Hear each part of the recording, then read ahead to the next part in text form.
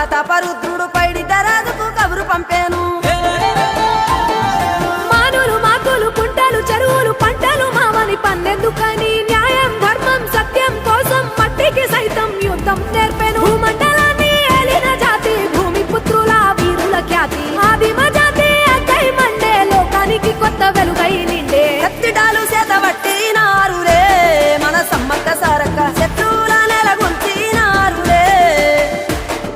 వేల పూలై ఎడమిలరాలిరి మన సమ్మక్క సారక్క మన దేవతలై నేలన నిలిసిరి.